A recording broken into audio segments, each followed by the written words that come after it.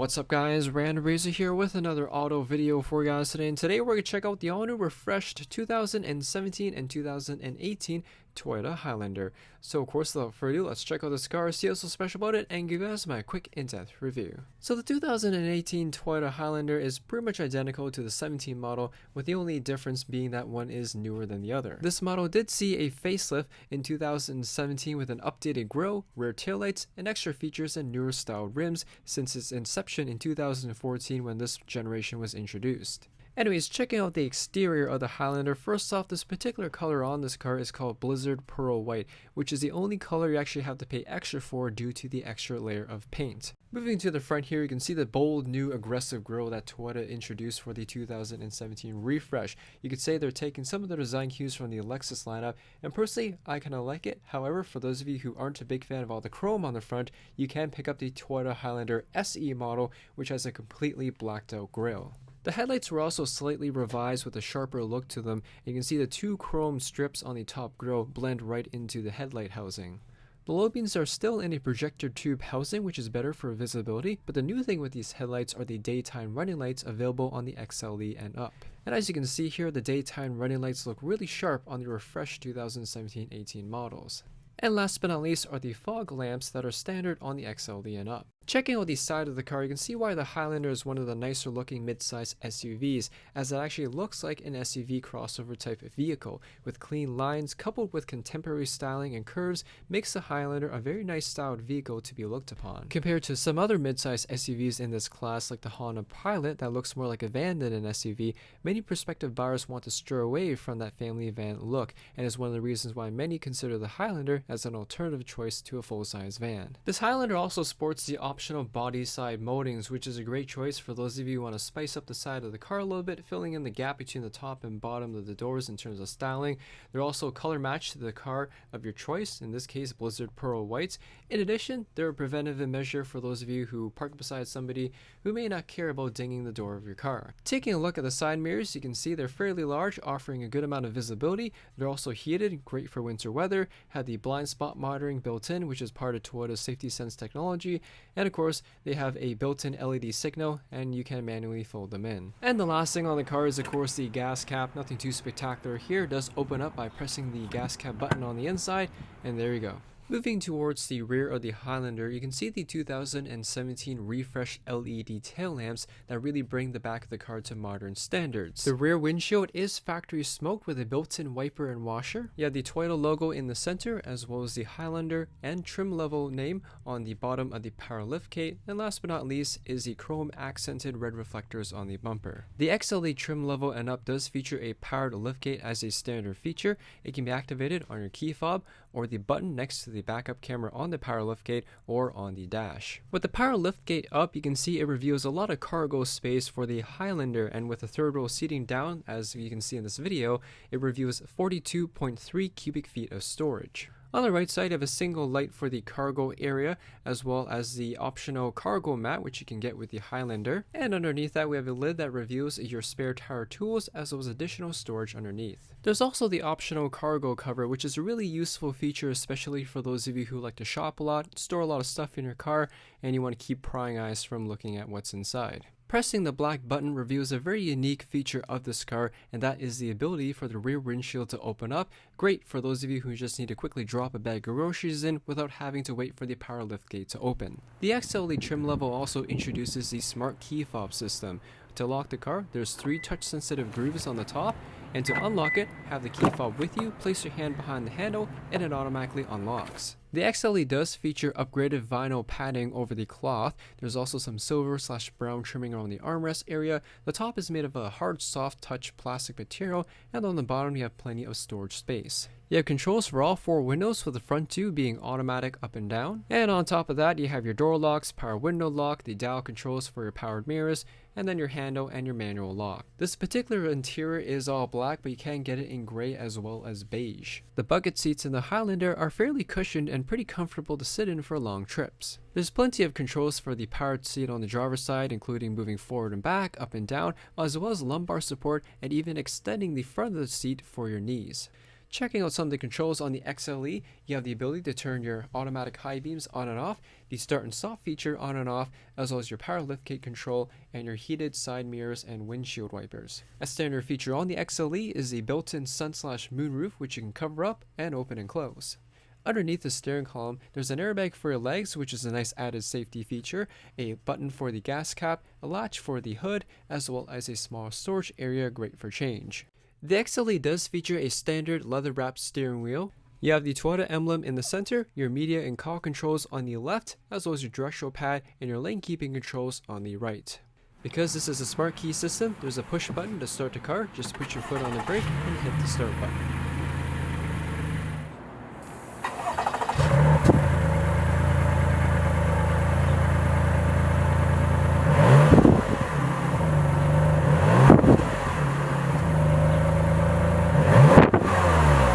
Taking a look at the analog gauge cluster, you do have your RPM as well as your engine temperature on the left and your speedometer and your fuel capacity on the right. In the center of this is the driver infotainment screen, which you can also use to toggle between your settings, all this controlled by the directional pad on the steering wheel. Moving to the center of the dash is a large 8-inch touchscreen, and for the XLE does come standard with navigation. This of course is loaded with Toyota's infamous Intune system, which unfortunately for the 2018 model doesn't feature Apple CarPlay or Android Auto.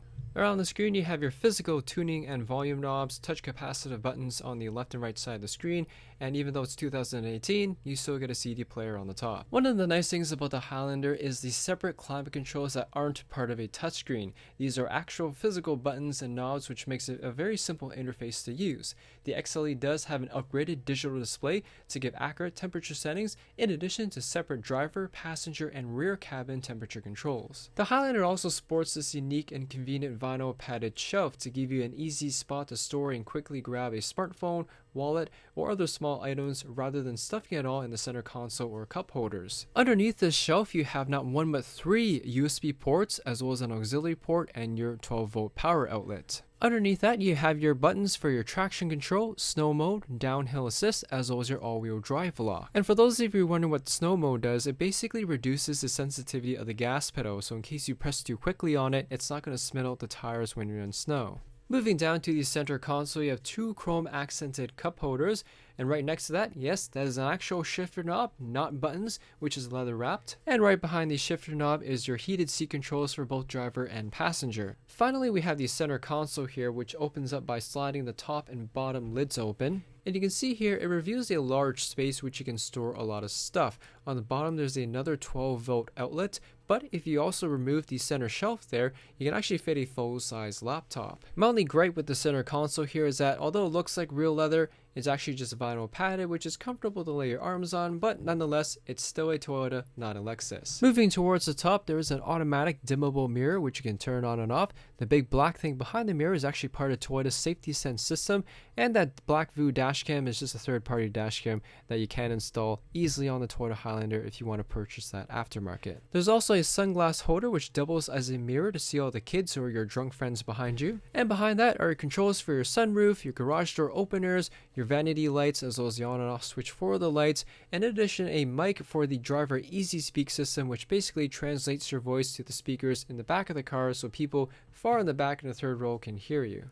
The sun visors for both driver and passenger do feature a mirror and vanity lights, and on top of all 4 doors are built-in handles to make it easier to get in and out of the car. Checking out the second row seats, the rear door panels are pretty much identical in regards to the look and design as the front. You have 1 power window button, the armrests are also vinyl padded, and there's plenty of storage space on the bottom. However, one unique feature of the rear doors is a built-in sunshade, which is great for those of you who have small children or babies and you want to keep the sun off them. One of the shining features of a mid-sized SUV is plenty of room for second row passengers. You can get the captain chairs as an option for the XLE, however I do recommend the bench seats over the captain chairs just because you can have an extra person in the second row and keep more cargo space in the back with the entire third row folded down. As usual, there are seat pockets behind the driver and passenger for extra storage space. And the second row seats can also be easily folded down to give you an astonishing 83 cubic feet of cargo space if you need all that room. Behind the center console, rear passengers also have access to their own climate controls.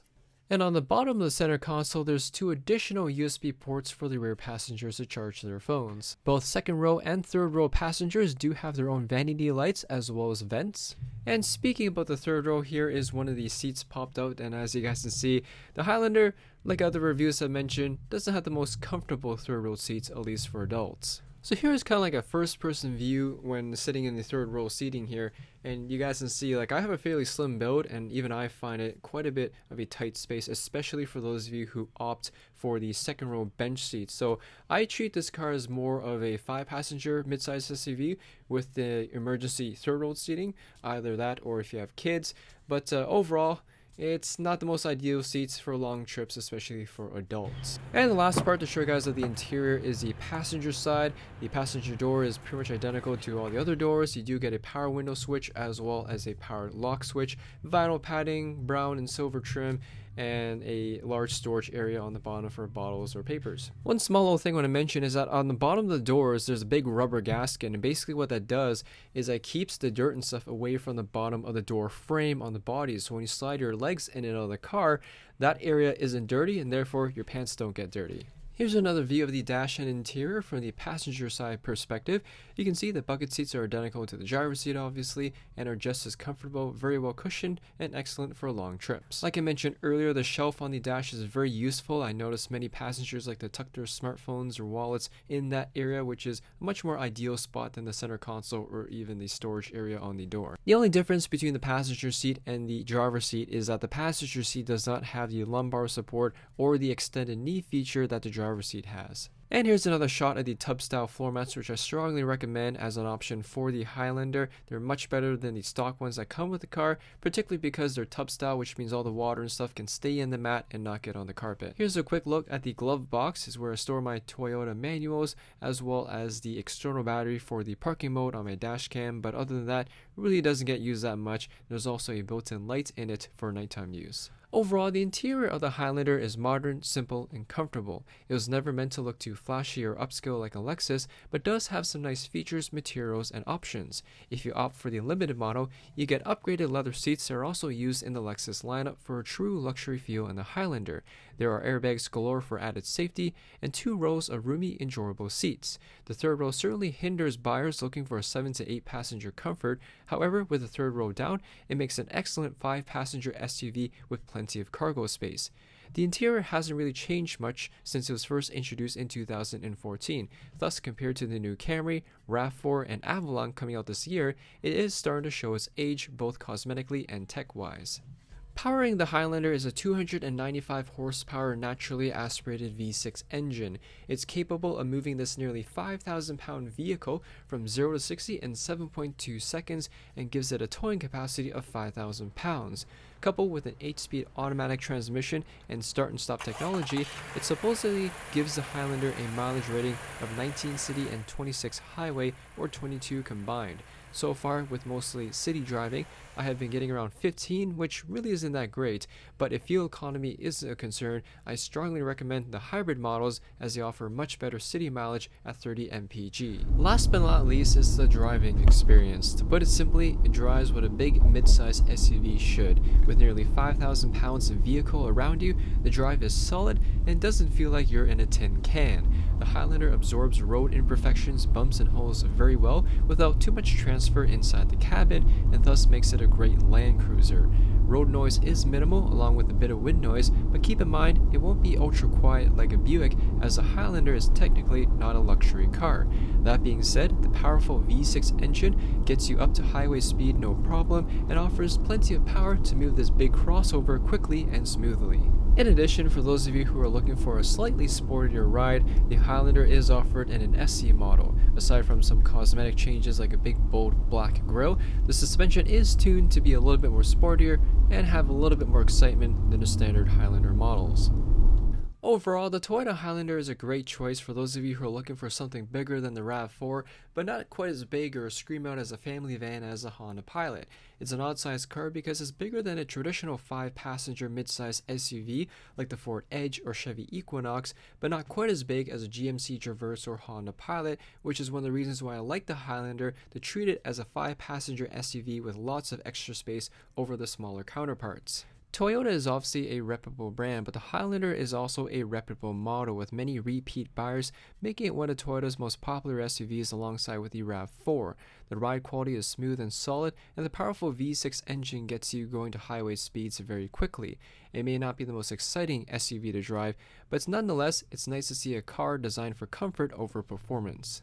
Anyways, thanks for watching, guys. Hope you all enjoyed the video. I would also like to give a big shout out to North London Toyota for letting me check out the all-new 2017/18 Toyota Highlander. If you have any questions or comments about this car, let me know in the comment section there down below. Hit that like button, as always helps me out, and I'll see you all in the next video.